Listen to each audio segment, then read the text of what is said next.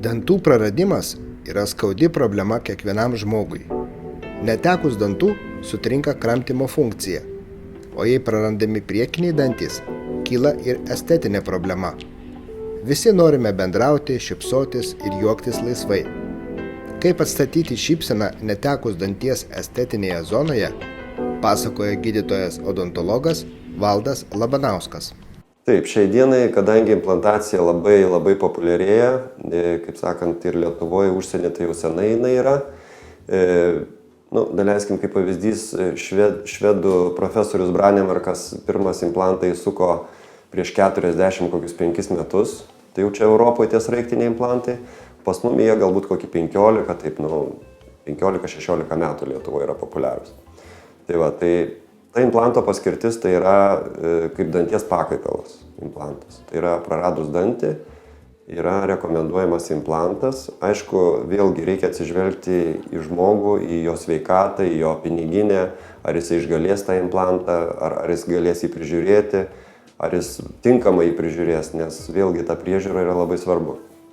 Ir mes matom, jeigu, daleiskim, būsimas pacientas implantui yra didelis rūkorius, jeigu surūko ten daugiau negu 10 cigarečių ar ten jau pakelį skaičiuojam, tai tokiam stengiamės iš vis neimplantuoti, paaiškinam visas kontraindikacijas, kas gali atsitikti su implantu.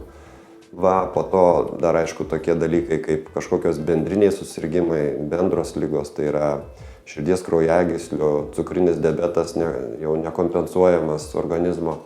Paskui po visų tų piktybinių dalykų, po chemoterapijų, po švitinimų ir panašiai, tai kažkurį laikotarpį irgi yra kontraindikuotina implantacija. Tai tokiais atvejais mes sprendžiam kažkokiu tai galbūt laikinu protezavimu, kai pacientas pasveiks, mes rūkyti ir panašiai, tai tada galėsim ir padėti su implantu. Taip, aišku, kaip minėjau, rekomenduojamas implantas praradus dantį ar daugiau dantų.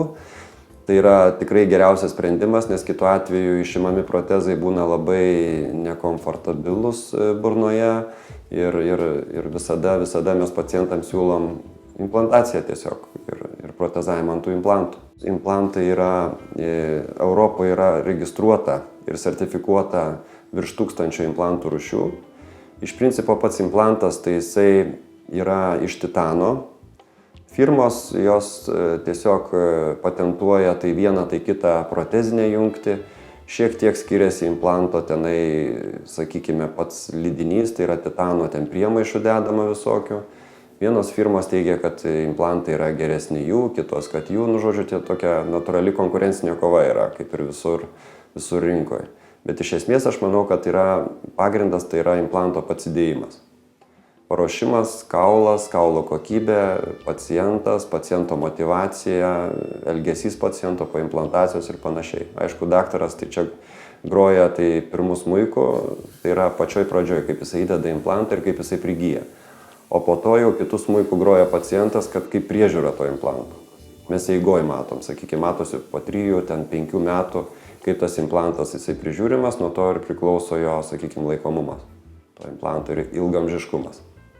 Viena iš indikacijų implantacijai tai yra traumos. Jos labai dažnai pasitaiko ir pacientam tokiais atvejais mes rekomenduojame kreiptis pas gydytoją, pas kurį jis jau galvoja kaip ir implantuotis, ar ten kažką tai protezuotis ir panašiai. Tai pirmiausia, gydytojas turi vertinti likusią būklę ten danties, šaknies ar išvis nebuvimo to danties išnirimo pilno.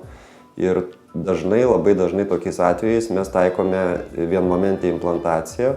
Tai yra ištraukus tą nebetikusią likusią šaknį, kuri yra dažniausiai suskilus, sulūžus ir yra tiesiog įsriegiamas į tą vietą implantas.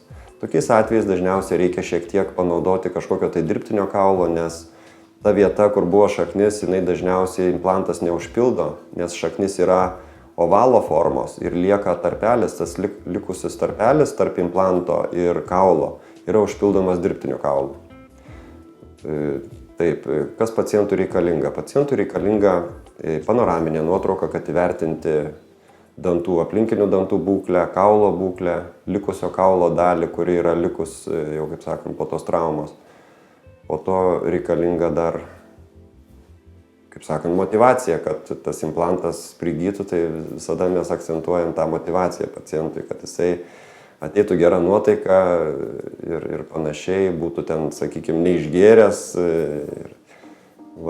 Tai čia vienas iš tokių implantavimo būdų. Tai yra netekus vieno danties traumos atveju. Toliau, aišku, yra dar tokie, jau, sakykime, daugiau sudėtingesni dalykai implantacijoje. Tai yra, kai žmogus iš vis netenka dantų. Tai yra parodontozės atveju, ar ten senyvo amžiaus žmonės. Tai tokiais atvejais vėlgi žiūrim pagal situaciją, pagal sudėtingumą. Vėlgi priklauso nuo žmogaus, kokio jo sveikata, koks tas kaulas, kiek mes apimties galime padaryti, ar tai daryti pilną implantaciją, ten, sakykime, nuo 4 iki 6 implantų vienam žandikaulyje su kaulo atstatymu, jei tai leidžia mums sąlygos ir paciento sveikatos būklė, ar tiesiog apsiriboti ten porą implantų įsukus ir daryti kažkokią fiksaciją su plokštele. Tai kas liečia pilnos burnos atstatymą, tai yra brangios procedūros ir aš manau, kad pacientas tiesiog daktaras turi jam papasakoti ir vertinti, paskaičiuoti visą sąmatą pinigų, nes ir protezavimas, ir implantavimas tai jau tikrai kainuoja nemažai. Įvertinti būklę žandikaulio vėlgi mes tada rekomenduojame tokiais atvejais daryti kompiuterinės tomogramas, kad tiksliau pacientui įvertinti būklę šiuolaikiškais metodais, ne tais senaisiais, kai kažkada darydavom su modeliais ir badydavom žandikaulį su adatėlėm, ieškodami kaulo, kuris prasideda ir kur baigėsi, o dabar yra, kaip sakant, būdai tai padaryti skaitmeninė ta visa fotografija rentgeno kompiuterinė, kur leidžia įvertinti būklę tą jau pilnai. Implantacijos eiga, aišku, prasideda nuo pirmučiausia konsultacija, paciento sutikimas, pasirašo sutartį, mes viską susirašom, tos visus reikiamus popierius ir po to tiesiog prasideda nuo nuskausminimo. Nuskausminimą pasirenka pacientas, dažnai būna, kad užtenka vietinės nejautros. Jautresniem pacientam galime pasiūlyti bendrinę nejautrą, tai yra dalinė sedacija, intraveninė nejautra. Nusiskausminus pacientas yra apruošiamas steriliai, apdedamas visais ten tais steriliais dalykais ir apklotais. Toliau pati implantacija tai nėra sudėtingas procesas, tai yra pjaunama dantena, pavadinkim taip grubiai, toj vietoje, kur reikia implanto, tai gaunasi, jeigu vienam implantui, tai čia kažkur tai apie 1 cm dydžio pjūvis, tikrai nedidelė žaizda ir nedidelė intervencija. Po to atpjovus danteną daktaras įvertina kaulą, jau kaip ir akim galima įvertinti kaulo būklę, ten ar reikės augmentacijos, kaulo atstatymo, ar tiesiog bus įsriegiamas implantas ir užsukama gydymo galvutė. Ir tada po implanto įsriegimo, aišku, ta dantena yra susiuvama. Ir kaip minėjau, jeigu yra pirminis implanto stabilumas pasiekiamas geras, techniškai jisai, kaip mes vadinam, iki 35 Nm ar dar netgi daugiau, tai tokiais atvejais dažniausiai daktaras suka ir gydymo galvutę. Mes tada sutaupome pacientui laiką, tai yra kaip ir chirurginės intervencijos ateityje nebereikės pjauti dantenų, nebereikės ieškoti to implanto ir, kaip sakant, vėl užsukinėti tą gydymo galvutę.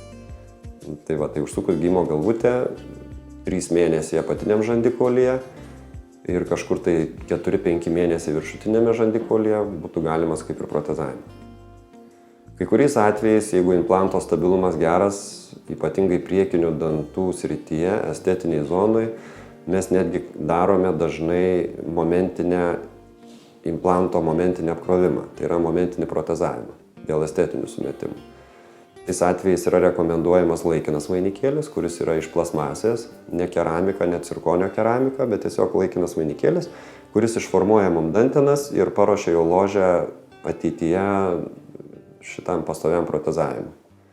Bet tokiais atvejais, kai yra daromas laikinas vainikėlis, yra rekomenduojama neduoti šitam implantui krūvio. Tai yra išlifuojamas kramtomasis paviršius, kad pacientas tiesiog su tuo dantuku nesukastų. Ir jisai tik tai reikalingas dėl estetikos. Pademonstruosim pacientui, iš ko susideda implantas. Čia turime modelį tokį. Jisai čia Straumanas implantų. Čia nesvarbu, esmė implantų visų yra vienoda. Čia yra natūralūs dantis, kaip atrodo, nušlifuoti ir padarytos karūnėlės. O čia yra implantas. Šita dalis, šita, Čia yra vadinamas atrama, protezinė atrama, kuri implantą sukasi, jinai turi sriegį, sriegis ilgas, ir implantas viduj taipogi turi tą patį atitikmenį. Ir tas konusas, jisai lygiai taip kaip yra implantas padarytas, taip ta atrama, tas konusas, jis turi pilnai atitikti.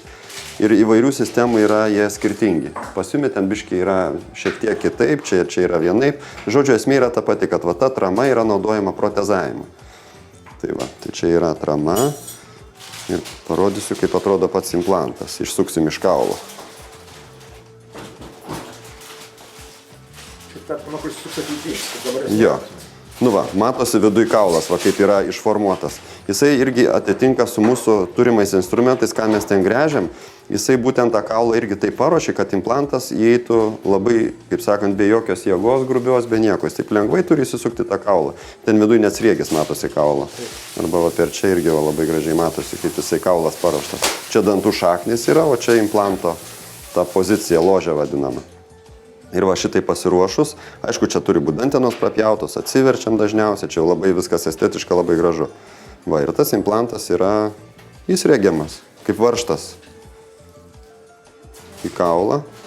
Jisai toliau neįsisriegia tiek, kiek jį paruošta, koks jo ilgis, jis tiek iki galo taip ir įsisriegia. Ir po to, aš tik tai neturiu dabar pademonstruoti, bet yra gijimo galvutė, kuri išformuoja šitą dantenų ložę.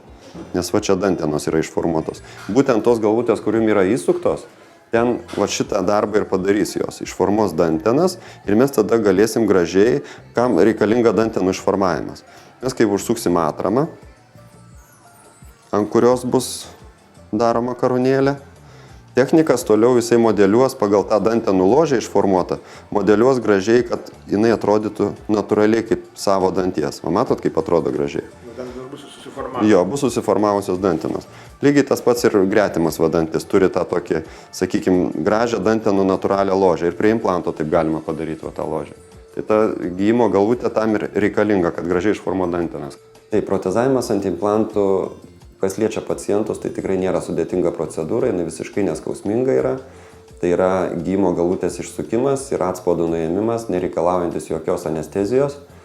Protezų pasirinkimo būdai. Tai ką mes dabar dažniausiai darom, tai cirkonio oksido keramika ant implantų. Rekomenduojama jinai todėl, kad pati medžiaga kaip cirkonis yra mokslininkų nustatyta, kad reaguodama su dantenom, tai yra dantenų kontakte būdama, jinai sudaro fibrozinę jungtį ir ta vieta jinai tampa kaip natūralaus danties kaklelis. Ir tokiais atvejais valant dantis ir nepažeidus tos jungties atrodo labai ilgą laiko tarpą, ilgus metus atrodo kaip natūralus dantis. Toliau yra dar metalo keramika. Kaip minėjau, metalo keramika yra iš senesnių tokių protezavimo būdų. Ir tos jungties kaip ir nesusidaro. Ten gaunasi tokia kišenė ir valymas yra šiek tiek sudėtingesnis metalo keramikos.